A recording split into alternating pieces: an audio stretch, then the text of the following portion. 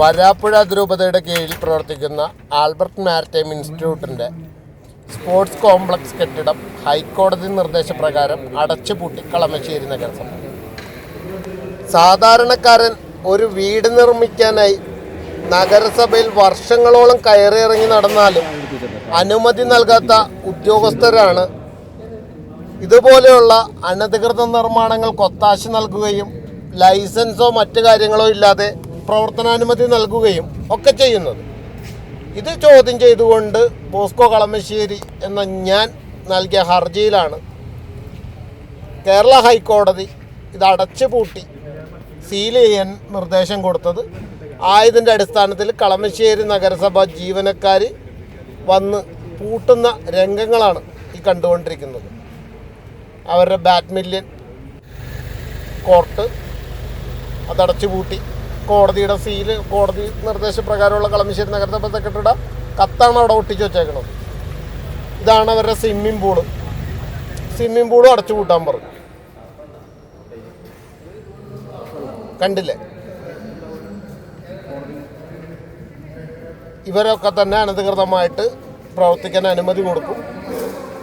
അത് നമ്മുടെ ഒരു വാശിയുടെ ഭാഗം കൂടിയായിരുന്നു. കാരണം ഇത്രയും വർഷങ്ങളായിട്ട് ഒരു സാധാരണക്കാരൻ, ഞാനായിട്ട് ഒരു 11 വർഷത്തോളം എന്നെ നഗരസഭയിൽ കയറ്റി ഇറക്കി നടത്തിച്ച്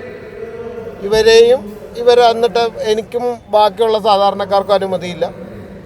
കയ്യിൽ സാമ്പത്തികമുള്ളവനും രാഷ്ട്രീയ ബന്ധങ്ങളുള്ളവനും അനധികൃതമായിട്ട് അനുമതി.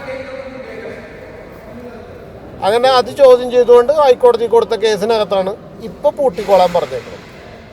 അങ്ങനെയാണ് ഇന്ന് രാവിലെ ഇവർ നഗരസഭാ ജീവനക്കാരും എല്ലാവരും കൂടി വന്ന് അത് പൂട്ടുന്ന രംഗങ്ങളാണ് കാണുന്നത്. ഇതാണ് പറയുന്നത്,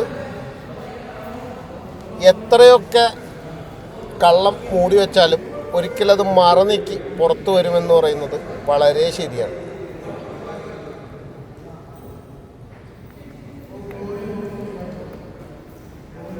ഇനിയുള്ളത് 1.25 ലക്ഷം സ്ക്വയർ ഫീറ്റ് ബിൽഡിങ് ഇനി പൊളിക്കാൻ കിടപ്പുണ്ട്.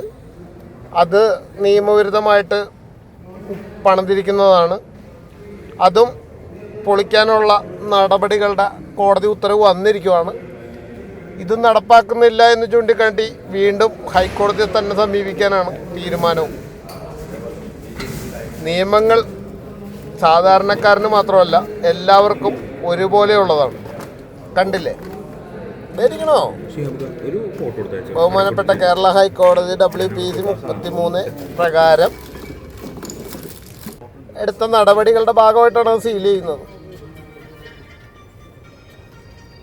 ഒട്ടിച്ചു വെച്ചാണ്, കണ്ടില്ലേ, ഇത്രേ ഉള്ളൂ. അടച്ചുപൂട്ടി സീൽ ചെയ്യുക എന്നതാണ്.